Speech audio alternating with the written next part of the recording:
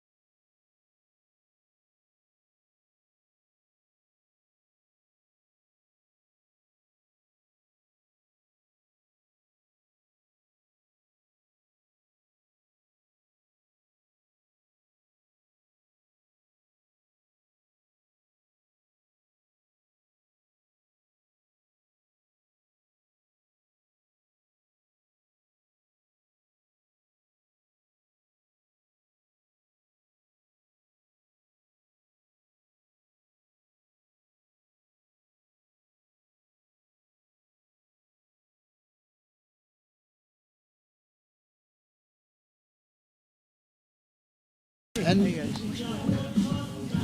we remain standing for the national anthem. Oya ambiwe basi. DJ.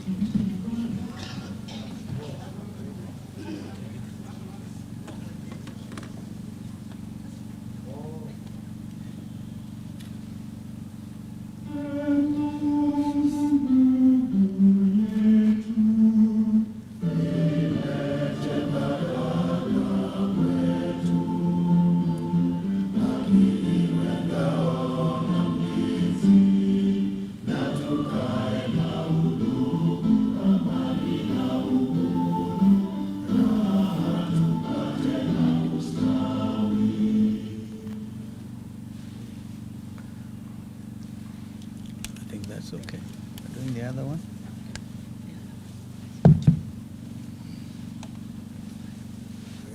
Another East African, or we continue? Sawa.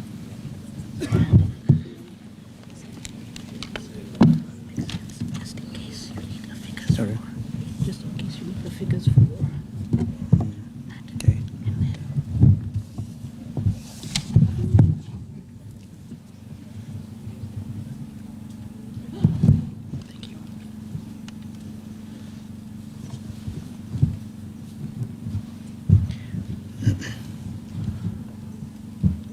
My colleagues, the Honorable Rigathi Gachagua, the Honorable Fred Matiang'i, the Honorable Justin Muturi, the Secretary General of KANU, George Wainaina, members of Parliament, the leadership from both houses, Parliament, the National Assembly and the Senate, wazalendo wenzangu, hamjambo. Naona kama mmekasirika sana lakini bado tunaumwa kwa sababu tunayatafakari yaliyotendeka wiki hii haswa kwa upande wa mahakama. And before I proceed to read this statement of my colleagues who add one or two things, we have a duty to declare our solidarity as ever with each one of us.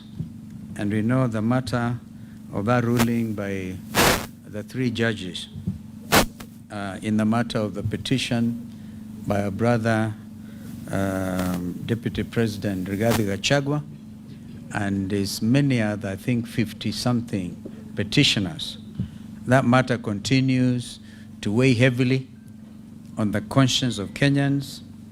And I can tell you, I've pronounced myself before on this matter, and I reiterate that ruling, because it touches on Article 25 of the Constitution, and that Article 25 clearly states that the matter of fair hearing, entitlement of every Kenyan to fair hearing, is a non-derogable right. And the one moment you make a finding that that is the case, then the Constitution is absolute and it's clear. So much as we feel with our brother Rigathi, the weight of arriving at the wrong conclusion, we also now know, I can tell you, from this podium, that finding itself amounted to lifting of the impeachment. It is very clear to me, and therefore anybody arguing that Rigathi Gachagua cannot run for elective office is clearly misleading themselves. And so, therefore we want to encourage our brother and all of us in that regard. We have apologies before we read this. So I'm reading this on behalf of the United Alternative Government. We have apologies from our brother, Honorable the DAPK leader, Mheshimiwa Eugene Wamalwa, and our sister mother, Wangari Karua, who is out in Uganda. Otherwise we are all together in this very important matter. So if you allow me, some of it, my colleagues, be giving maybe a personal matter, my own experience in this, but we will, at the end of this presentation, each one of us will say one or two things. The subject is on the financial year 2026-2027 budget and the Finance Bill 2026, and this is the people's budget. We have been accused before, and we want to tell Kenyans we are up to it. We are up to it. We are not just going to criticize this time, we are going to give an alternative budget. So thank you for joining us this afternoon. And before I speak about figures and fiscal deficits, I want to speak about a woman I met in Mathare recently. She sells second-hand clothes and pays her SHA deductions every month. She also sends her children to a public school that the Constitution says is free. Last week, the school sent a letter to her. Quote, please pay 3,500 shillings for infrastructure development levy before your child sits end-term exams. End of quote. She does not have it. I'm standing here today because of her and because of every Kenyan like her who has run out of time to wait on a regime that has lost its moral authority to lead. Fellow Kenyans, on my part, my colleagues who also say theirs, I've been in public service for over 4 decades. I've sat at cabinet tables, at the office of the Vice President, and even others dealing with peace negotiations. I've seen Kenya at its best, and I've seen what bad governance does to a people who deserve so much better than they have been given. Nothing, though, in all these years of public life, has prepared me for the cruelty of this budget. Because that is what it is. Not just incompetence and miscalculation, but cruelty. The cruelty of a regime that knows exactly what it is doing to its people, has the treasury documents to prove it knows, and has chosen to proceed anyway.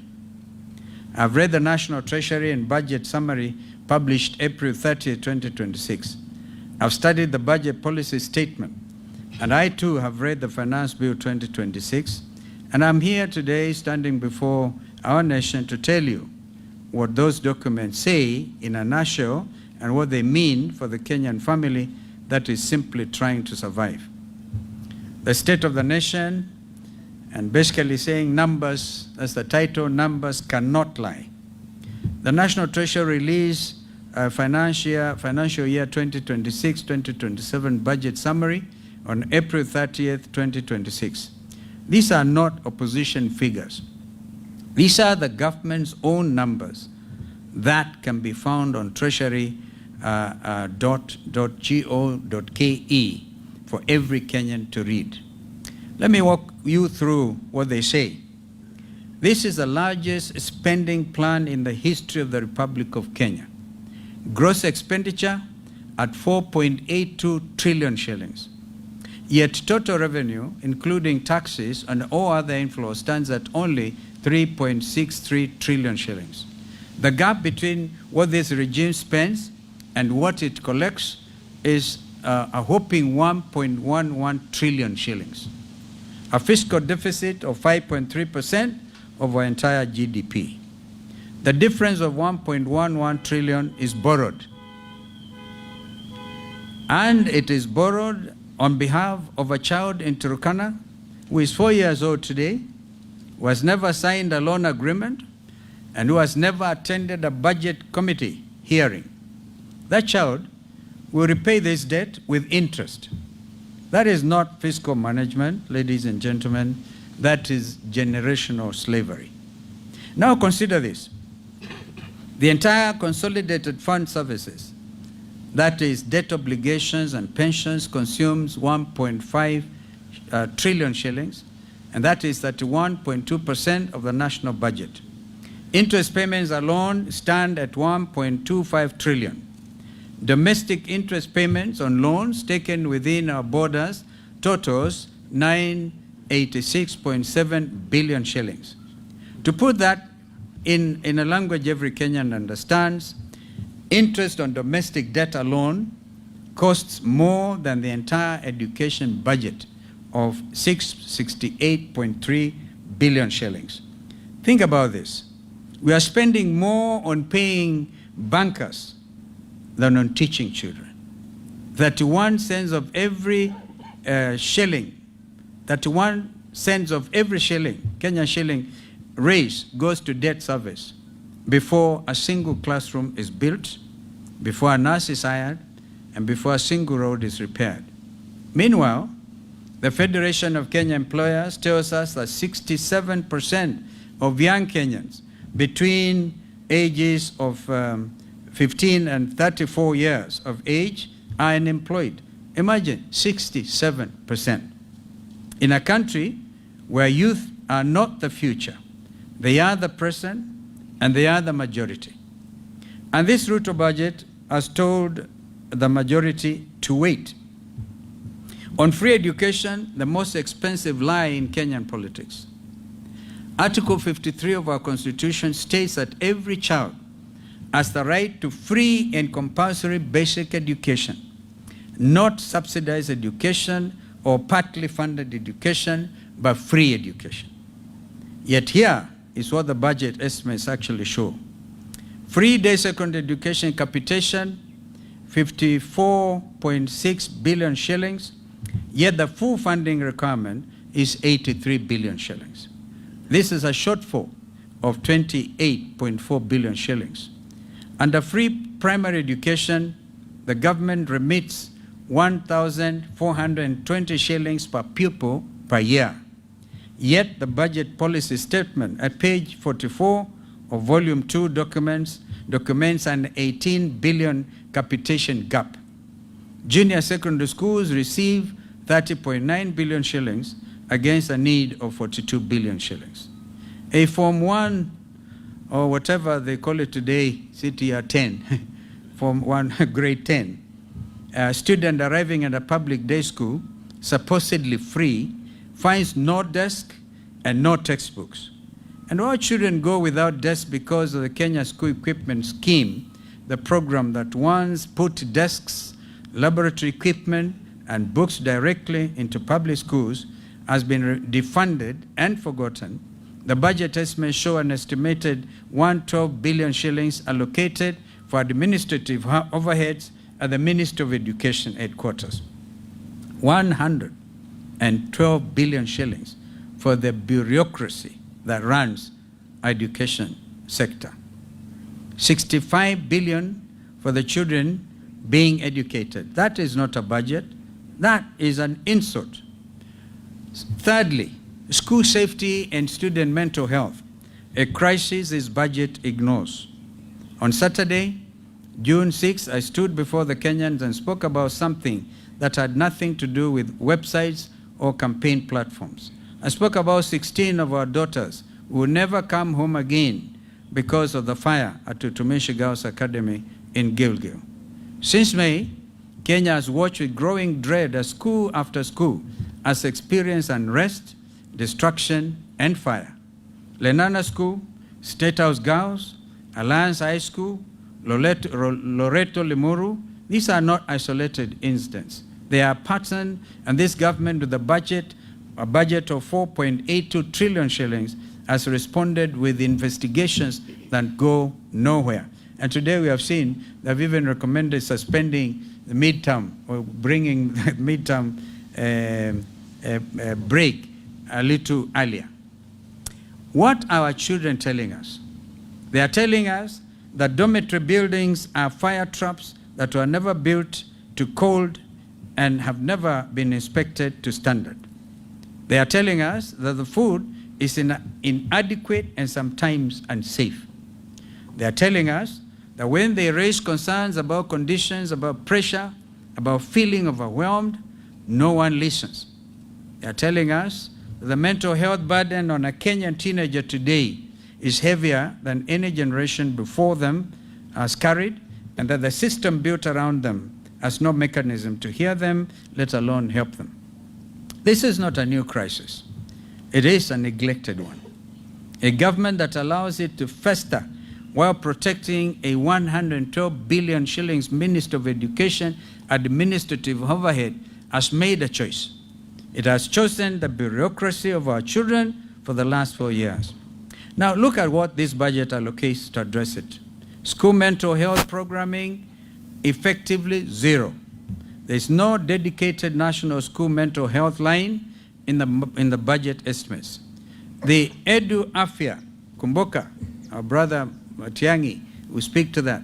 Our Edu Afya school health screening program, which was often the only medical review a public school child ever received, was abolished by this Ruto regime. The Kenya School Equipment Scheme, which would put safe and adequate furniture into schools, remains defunded, as we said before. Boarding school safety infrastructure is not a named priority anywhere in these estimates. Yet, we are spending 9.2 billion Kenya shillings on Energy, Petroleum and Regulatory Authority, EPRA, the fuel levy regulator, and zero on the mental health of 2 million boarding school kids. That is not a budget. That is an abdication. Your united government in waiting makes 4 commitments, and they come with budget lines attached. First, a mandatory national safety and audit of every boarding school dormitory in Kenya with enforceable deadlines and criminal liability for non-compliance. We fund this from the 20% cut to Minister of Education administrative overhead. That is 22.4 billion shillings, redirected from the bureaucracy to the children it is supposed to serve. Second, a fully funded national school mental health program that will be a dedicated budget line, not a footnote in a health or ministry circular. We reinstate Edu Afya funded at 5 billion shillings, restored from the savings on the cancelled Social Health Authority, SHA technology contract. I will be talking about that.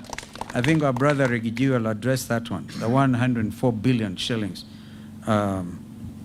Amazing, strange contract. Third, a comprehensive review of boarding school standards, accommodation, nutrition, safety, and student grievance mechanisms that guarantee every child is heard and treated with dignity.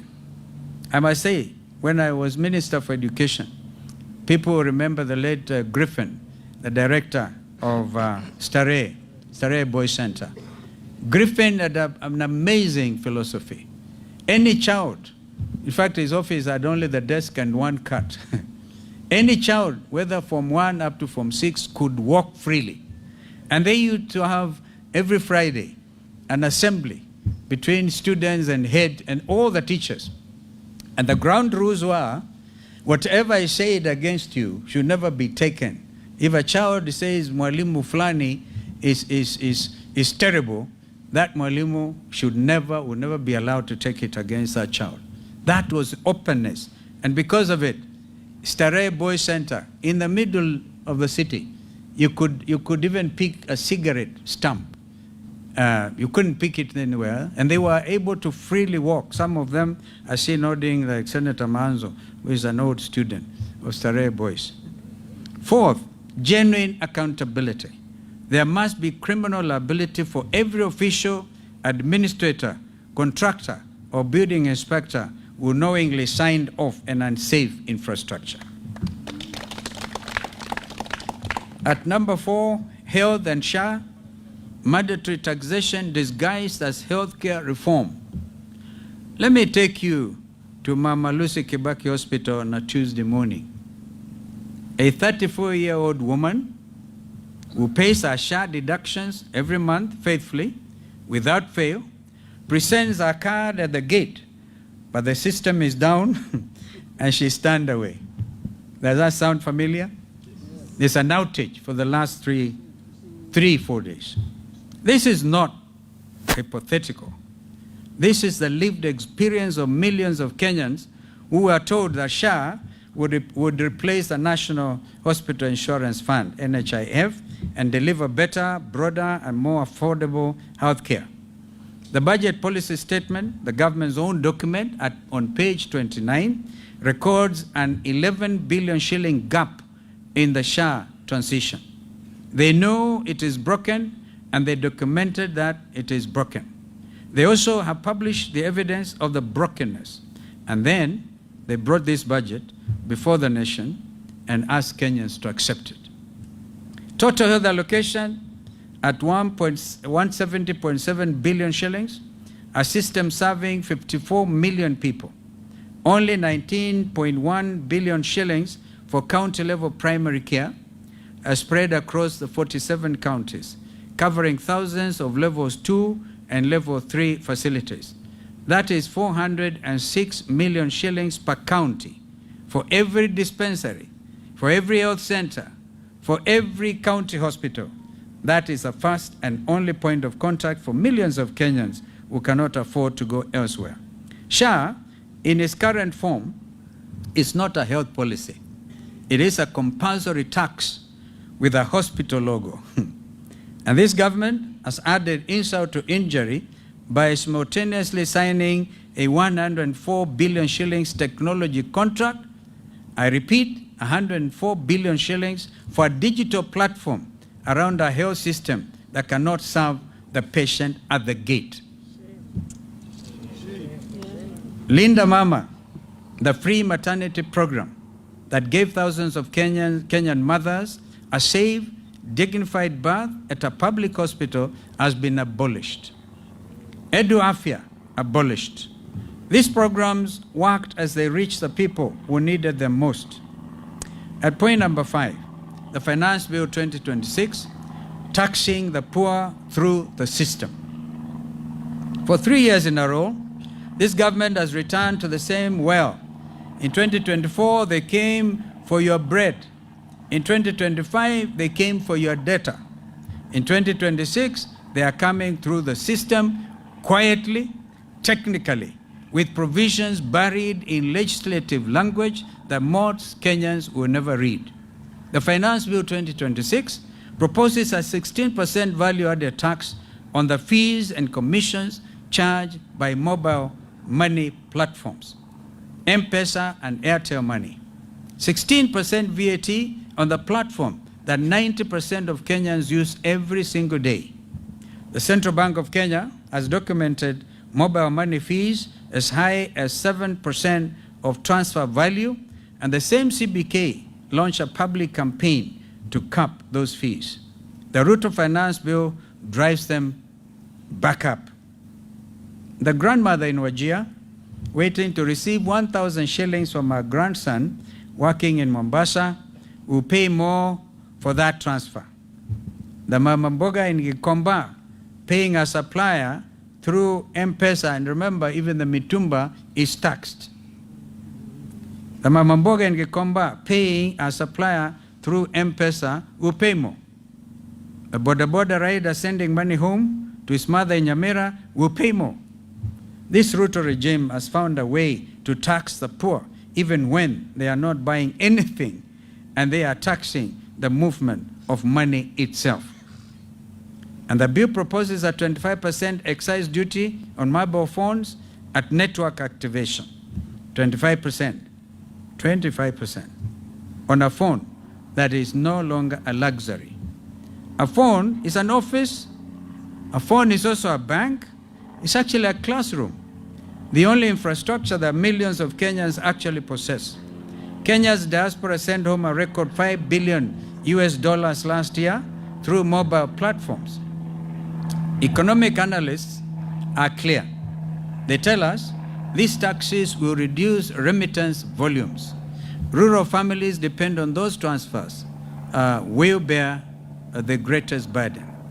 Beyond the visible taxes, the finance bill represents something more troubling: the quiet construction of a tax surveillance state, expanded KRA access to third-party data, bank records, mobile money transactions, business accounts without adequate taxpayer safeguards, shorter filing deadlines that will crush small businesses, system-generated tax assessments that can arrive without explanation or notice, automated penalties for failures caused by KRA's own technology. We are building a government that can see everything you earn and everything you spend, with the power to act on that information faster than you can appeal. A Kenyan earning 30,000 shillings a month still pays income tax.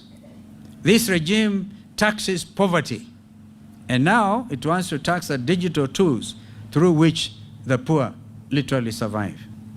At number 6, strategic assets. Who is selling Kenya?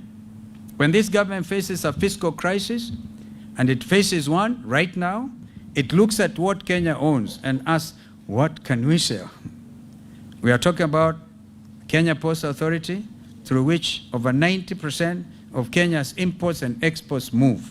We are talking about Safaricom, the company that built M-Pesa, whose government stake generates dividends that belong to every Kenyan taxpayer. In fact, because I'm in court over this matter, I cannot speak much, the Treasury is getting a dividend of 16 billion half term. Therefore, in a year, 16 billion shillings. That is a 15% share that the Treasury is trying to dispose of. It is taxing an asset, it is selling. That is not fiscal management. That is a fire sale. These are not just ordinary companies. They are crown jewels. They are what this country built across generations. And the United Alternative Government will not allow any government to sell them quietly, without consent, without debate, without a 2/3 majority in both houses of parliament. We know that a parliament that is also state captured, like the current government, and we congratulate members of parliament representing the alternative government, because you scream.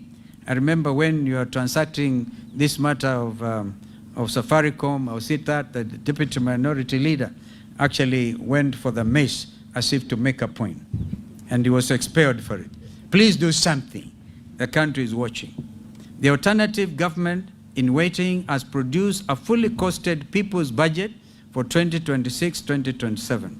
Every figure in what follows is sourced from the same National Treasury documents. The budget summary of April 30, 2026, the budget policy statement, the finance bill 2026, those taken together. Our numbers are the government's numbers, rearranged according to a different set of priorities. The framework. On gross expenditure at 4.318.5 trillion shillings, 499.3 billion less than the Ruto regime. Our total revenue at 3.725 trillion will be less than 95 billion shillings more than the Ruto regime through compliance, not new taxes. Our fiscal deficit will be 593.5 billion, which represents 2.8% of GDP against Ruto's regimes of 5.3%. Our domestic borrowing will be 500 billion against Mr. Ruto's regime's 995.7 billion. We shall have the pressure on treasury bill rates and private sector credit in 1 year. We shall restore the development expenditure ratio from the Ruto regime's unconstitutional 29%, that is a statutory breach of the PFM Act, that's Public Finance Management Act, minimum floor, to 33.5%. The children who will inherit this country deserve a government that invests in their future, not merely that services the debts of the past. On education, we shall fully fund free primary education at the statutory 1,420 shillings per pupil per year, closing the 18 billion gap documented in the budget policy statement. We shall fully fund free day secondary education at the statutory 22,244 shillings per student per year, closing the 28.4 billion capitation shortfall under this budget of Mr. Ruto. We will fund JSS capitation in full, and we shall revamp the Kenya school equipment. Total education allocation will be 737.3 billion shillings against the current regime's 668.3 billion. We will cut 22.4 billion shillings from the ministry's 112 billion administrative overhead and redirect every shilling to our children. Free means free, all the way from class 1 to form 4 for every Kenyan child. On health, we shall close the 11 billion SHA gap documented at page 29 of the budget policy statement. We'll fund free care at every public hospital up to county level. That is no card at the gate, no system down, and certainly no patient turned away. We shall reinstate Linda Mama as well as reinstate Edu Afya. And make no mistake, we shall cancel the 104 billion SHA technology contract and redirect every shilling to frontline care, stocking dispensaries, paying nurses, buying medicines. We will also increase KEMSA from KEMSA's allocation from 18.8 billion shillings to 30 billion, so that no Kenyan patient is told to go buy their own drugs, as that is the practice. Total health allocation, 242.3 billion shillings against Ruto's 170.7 billion. On jobs, we commit to a national youth employment compact. That is 80 billion over 2 years, 80 billion shillings. A single fund with one accounting officer and one measurable outcome, that is verified jobs created, 200,000 placements in public works infrastructure maintenance, a skills to export pipeline linking technical colleges with verified export sector employers, zero-rated startup capital for youth-led MSCs employing more than 5 people, not grants but contracts, deliverables, and results. 67% of our young people are not idle because they lack ambition. They are idle because the system was never designed for them. We will redesign it. On cost of living, we shall repeal the import declaration fee, the railway development levy, and the road maintenance levy on fuel imports, bringing diesel to approximately 170 shillings per litre. We will also abolish the housing levy. Of course, that abolishment will take into account we'll take into account the legislative aspect. All right? We are not just abolishing without asking you guys to do the needful. And because a lot of you are state captured, the next administration will certainly ensure there's no housing levy. Our executive order number 1, giving millions of Kenyan workers an immediate increase in take-home pay. That's what my brother Rigathi refers to rescuing the payslip. We shall zero-rate solar panels, batteries, and inverters. We'll introduce a 30 shilling per litre targeted fuel subsidy for certified agricultural use.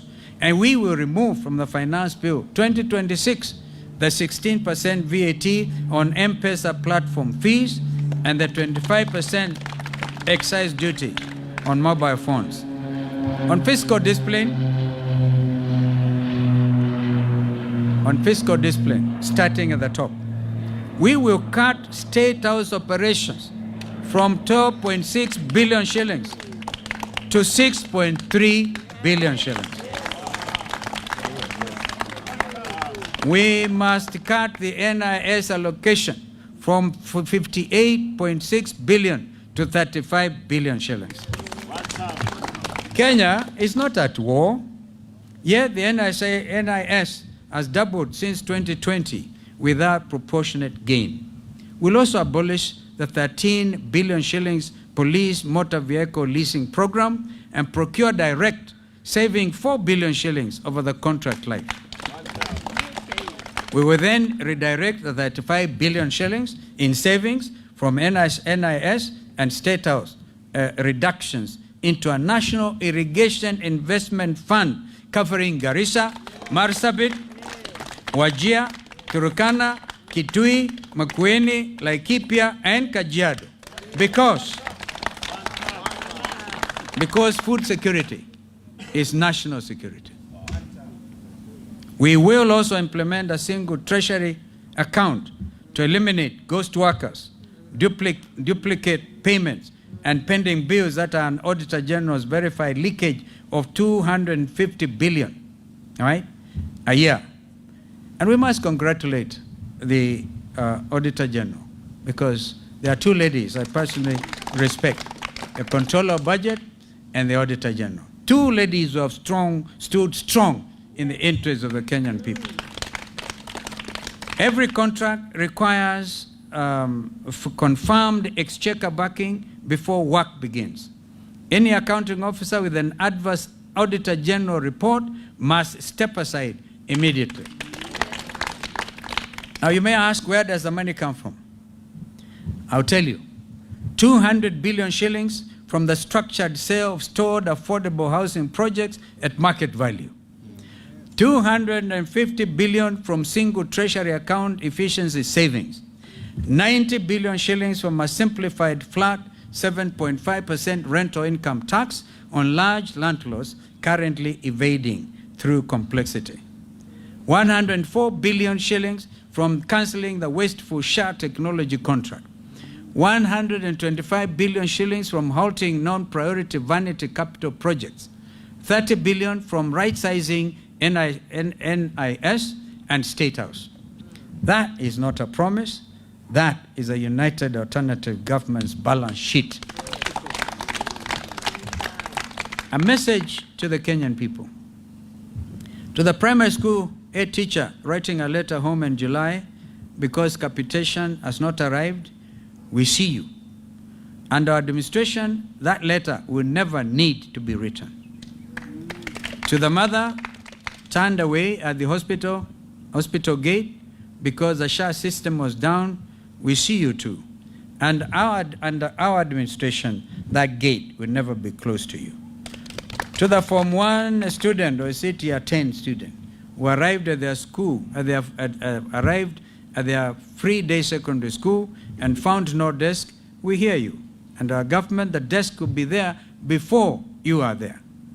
To the border rider who finished the day in debt because fuel costs more than his earnings, we also hear you. And our government, fuel will cost less, not more. To the Mama Mboga in Gikomba, who learned the government now wants to tax the M-Pesa transfer she uses to pay her supplier, we'll feel your pain too. Under our administration, that transfer will be cheaper, not more expensive. And to every Kenyan who owns a piece of KPA and Safaricom through their taxes and is watching that stake quietly diminish, we are with you. Those assets are your inheritance and we shall protect them. Now, a direct word to members of parliament as I conclude. You were not elected to be a rubber stamp. A mother woke up before dawn, remember that, walked to a polling station, queued for hours, sometimes under rainy conditions, because August sometimes is very, very, very cold. Queued for hours and marked your name because she believed you would go to Nairobi and fight for her. When you vote to approve 28.4 billion shillings free day secondary capitation shortfall, you vote against the children of the poor. When you vote to approve an 11 billion shillings hole in SHA, you guarantee that the next Kenyan will be turned away at a hospital gate. When you vote for 16% VAT on M-Pesa platform fees, you tax the only bank most Kenyans have ever had. And when you approve a fiscal deficit of 1.11 trillion shillings, a statutory breach of the PFM Act, you are not building this country. You, honorable members, are mortgaging it. And I know none of you sitting before us today. Make no mistake, history will record your vote, and in 425 days, just like the current regime, the people will have made a record of the choice you made and make it plain at the ballot paper box on August the 10th next year. Conclusion. As we comboa our country, we have had victims of police brutality in our midst before we all got together here. We all remember Rex Masai was the first one to fall when we were shot at the leg. And June the 25th is around the corner. I have confirmed from Honorable Makali Mulu, and I share that with Bernard Kavuli and his colleagues, including their advocates, that some 2 billion shillings is already in the budget, but under office of the president. Would have preferred if that money went directly to the Kenya Human Rights Commission. And then, even then, it's not even sufficient. We Kenyans expect it's not enough. Like, I really congratulate my brother Rigathi for saying he is not in need of 50 million shillings for a breach caused on his own rights under the law, under the Constitution. So it is very easy for this administration to think by paying 2 million shillings to a family whose son was felled by a police bullet, you have done justice. Kenyans deserve and they demand justice. The perpetrators of those heinous crimes, even as we speak, this police continues to perpetuate those abrogations of our Constitution. Did we not hear yesterday in Laikipia, and people like Laikipia, we hear you, my colleagues will speak to you about that we're importing Ebola, and then we kill. Even when our people peacefully demonstrate, you kill them. Can you imagine a regime that arrests a Chief Justice Emeritus? We will be organizing massive demonstrations to protect the Nairobi National Park. So it is not just Chief Justice Maraga, whom they tried to harass yesterday. So we stand in solidarity. We want this money paid, the 2 billion, paid on or before the 25th of June. There should be no prevarication about this. After Lord William Ruto himself announced he has a list of those supposed to be beneficiaries. And so we want Kenyans to remain alert and fully cognizant of the fact we are at a crossroads. And I thank you. Tomorrow, what you have read, this is an abridged version. The whole text will appear in the local print media tomorrow. So Kenyans can see united alternative government in action. And of course, there's a lot we can do. There's a lot because we are just dealing with their own figures. We will deal with our own in the next 1.5 years to come. I thank you. I can start with my brother Rigathi to add on to 1 or 2 comments. And I know some are stressed for time. Or shall we start with you, Fred?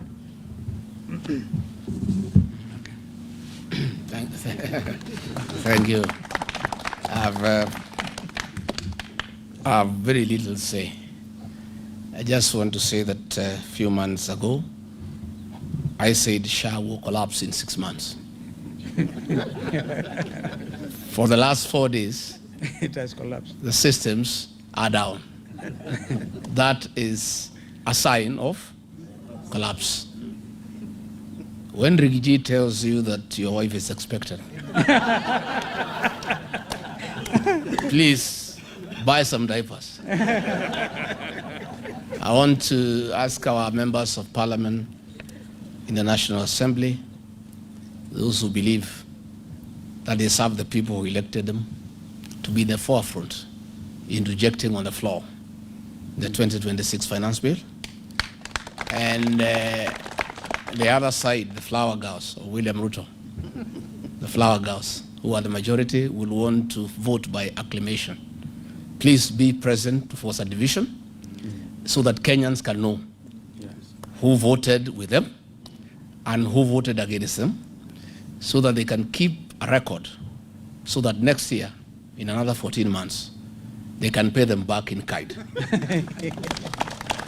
So that is my plea, that please be present on that day so that you can force a division, so that it is known, it's on record, who has voted with the people of Kenya and who has voted against the people of Kenya. I want to support that the new administration next year will do away with the housing levy. And I want to put Kenyans on notice. You are being asked to start paying for these houses. Please don't. You just lose your money next year. Don't throw good money after bad. Keep away from those avoidable houses. Because next year, sure as December 25 is Christmas, William Ruto and his people will go home. There will be a new administration that will do away with the housing levy. So it is foolish and unwise to put your money when you know that chances are 9 to 1 you lose your money. Again, we have seen a lot of land belonging to private people being grabbed by William Ruto and P.S. Nixon Koril, especially here in Kiambu, where there are large tracts of land belonging to private people, the land being subdivided and sold hastily to investors. I want to put investors on notice. Please, don't buy this land. Next year, the land will be given back to the owner, and you'll have to make a trip to Sugoi to look for your money. It is unwise to lose money when you can see you are going to lose it. All those large tracts of land, William Ruto moves at night with a torch, identifying land, and P.S. Nixon Koril, his tribesman, is the architect of grabbing land belonging to private Kenyans. And this land is being sold cheaply. And gullible Kenyans are buying. This will not be allowed to happen, and the land will be restored to the owners, and you just lose your money. So please, unless you have money to waste, we're asking Kenyans to be careful. And again, all those people who are being sold public assets, please don't buy. You will lose your money next year. Because it will not happen. All these public assets will be restored to the Kenyan people. And since we are putting you on notice, you will not be able to plead ignorance and to say that you bought because you did not know. Don't buy public assets between now and the next general election. You just lose your money. I thank you. Well done.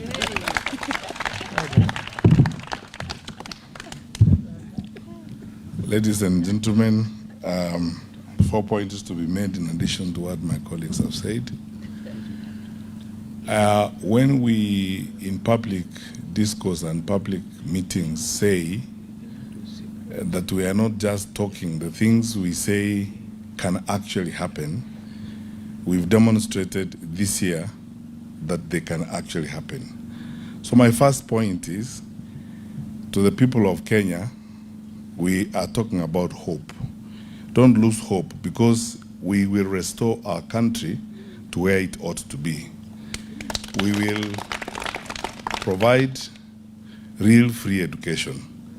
The fear I have, I've not looked at the most current data, is that our dropout rate in schools could very easily have gone back to the pre-Kibaki days because of the number of children who cannot access education.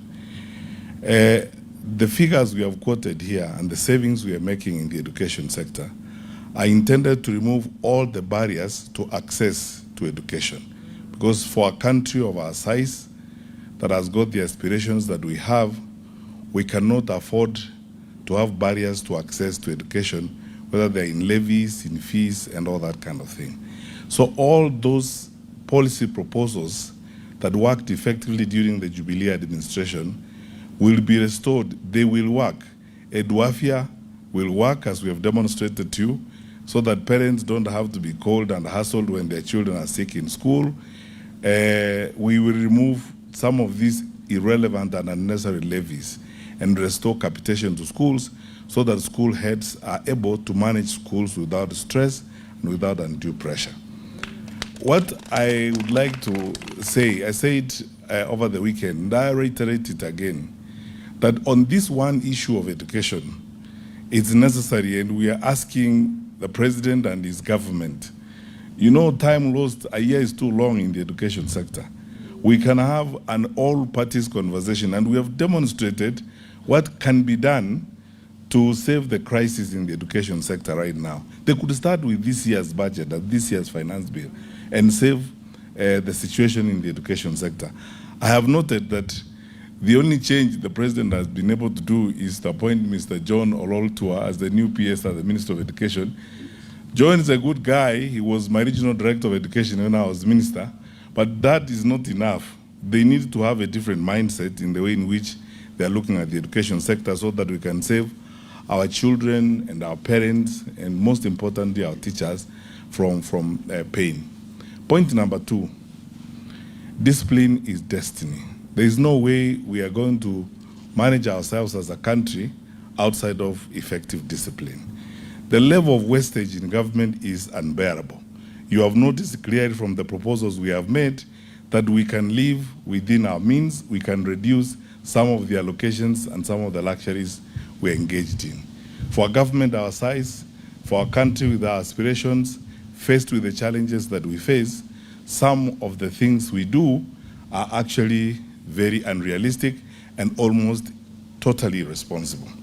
Point number 3, we are a democracy, and democracy is government by deliberation. Our colleague, the Minister for Finance now, or the Cabinet Secretary for the National Treasury, has been criticizing us and saying we are making proposals to the Finance Bill 2026 recklessly. And my answer to him is this: you put it forward so that we deliberate it, we give you our views. And that's why we are asking members of parliament that if some of these amendments are not done, then the bill should be rejected in total. There are details that we there are details that we have not gone into here. For example, if you increase tax on income from rent from 7.5% to 10%, all that is going to be passed on to tenants. The same ones who are paying SHA, the same ones who are paying housing levy, the same ones who are paying all these taxes. How will life be afforded? So we are not basically saying things because we are bored. We are saying things because we can see and we live here. And we are saying them in patriotism. And our colleagues, our fellow citizens who are in government, need to also, with the same attitude, the same positive view, take our proposals very seriously and take them in their stride and see what can be done. And I don't think, although Honorable Kalonzo Musyoka and Rigathi Gachagua did not say this, I don't think that the United Alternative Government is opposed to a conversation. Our members of parliament who are in parliament, I'm sure will be very happy to have a conversation on how these measures can be changed and these proposals can be changed in Finance Bill 2026 so that we can have a palatable situation. He asked how I was in cabinet for 10 years and we passed finance bills. We debated all the time. We negotiated all the time. In fact, in most cases, we gave away a lot. Sometimes it's a give and take, and government should be prepared to go to parliament and sometimes listen to the members of parliament, accept to lose here and lose there, reorganize here and reorganize there and readjust so that we can go forward in a manner that is essentially bearable for all of us. Finally, I don't think we are going anywhere if we adopt this attitude, like I have seen in some of our government officials, of behaving like we don't have a right or a role to point out these things. Who are you governing? You are governing us. Na sisi sio kondoo. We are human beings. We have views. And then when we give these views, please take them. We are your brothers also. We are not expatriate Kenyans. We are Kenyans in our own right. And we are telling you these things because we believe in them. And in that same vein, I would like to encourage our leaders, first from those who are in the National Assembly and in the Senate, in the United Alternative Government, to push hard with these proposals. Because all these things we have proposed here, if you don't take them to the floor of the House and read Finance Bill 2026 against these proposals, then what we are doing here is just a political exercise. So I would like to request our brothers and sisters who are in the two houses to carry these proposals with them and read Finance Bill 2026 side by side with the proposals we are making. And in the event that our fellow citizens who are in government will not listen and make these amendments, my recommendation strongly, like that of all right-thinking and positive-thinking Kenyans, is the Finance Bill then should be rejected in total. Thank you.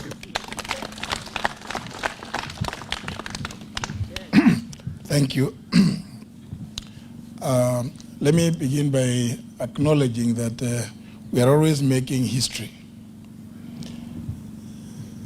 Tomorrow, the 11th of June 2026, at 3 p.m., the CS for the National Treasury and National Planning, John Bundy, will be reading the budget estimates for the coming financial year.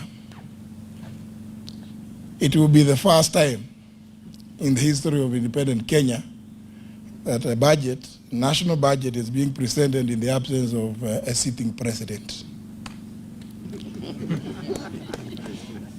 He is a president who has urged every Kenyan to tighten their belts, that we are in hard times.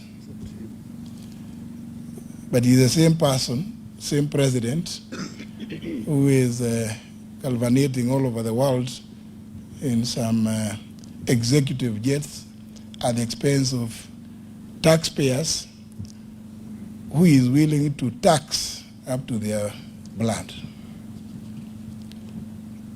And therefore, because he knows what is proposing in the finance bill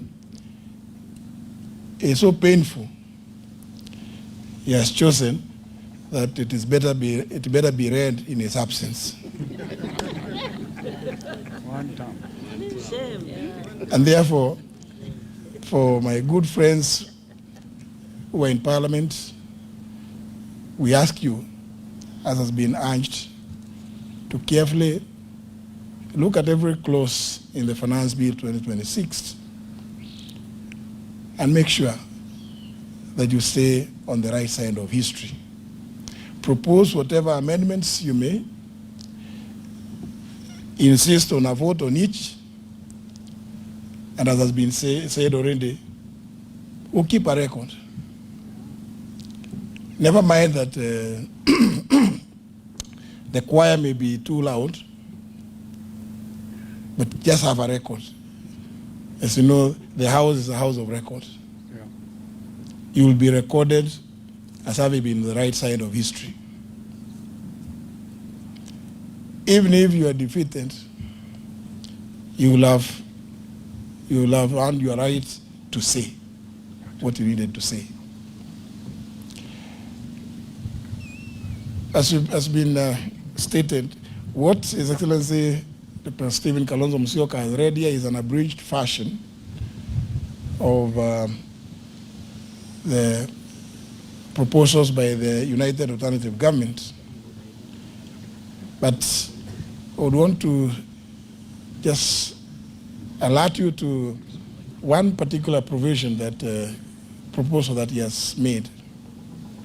The proposal on single treasury account, because it is there that we will realize a lot of the envisaged savings. No contracts to be entered into without a clear budgetary provision.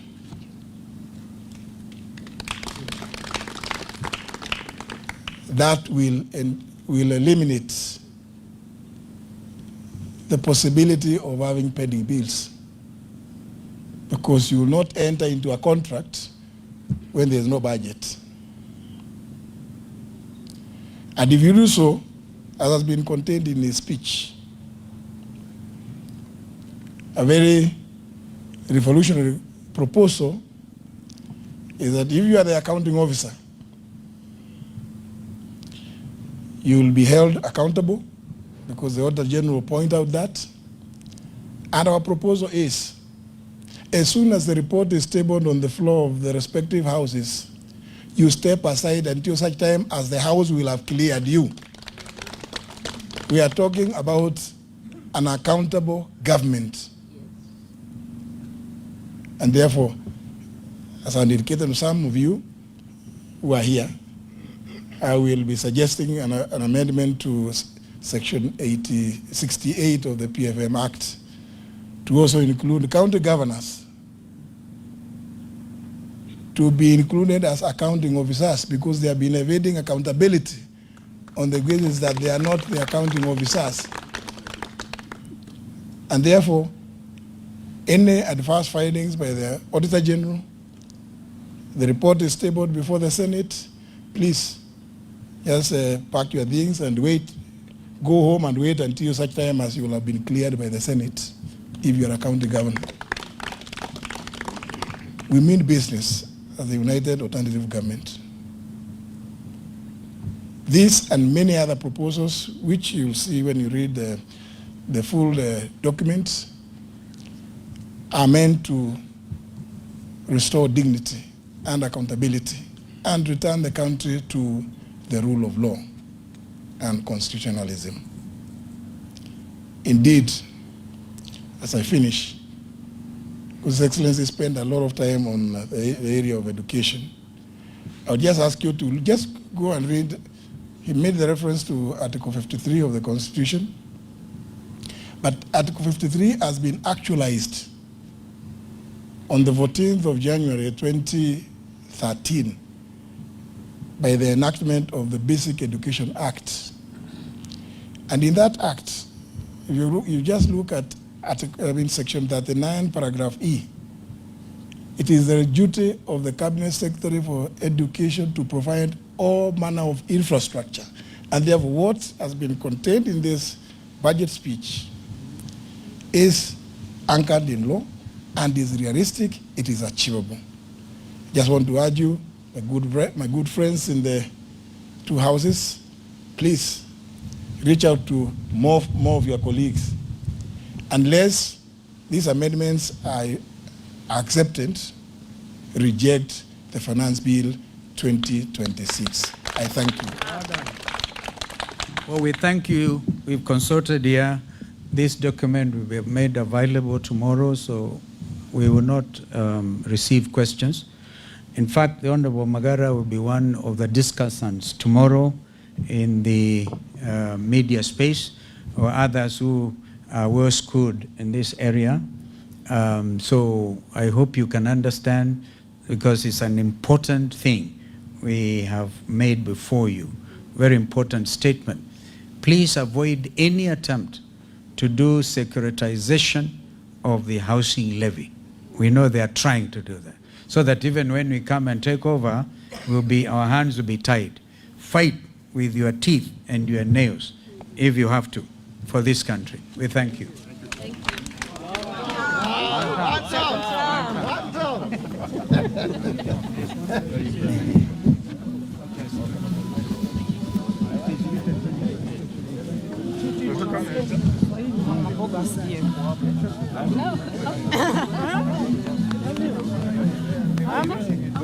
Perfect. Excellent. We need someone and I'll speak about it.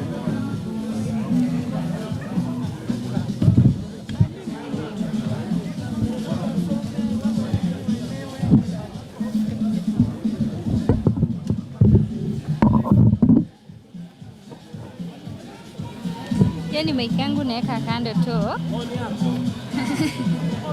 na kukaa tu.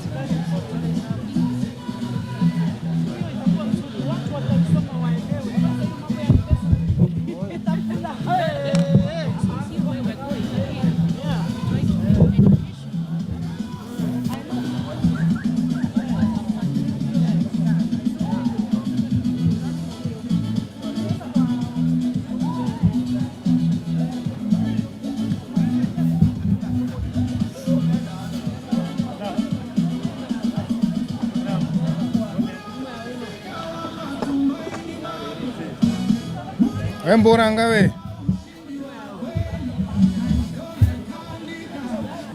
Dubura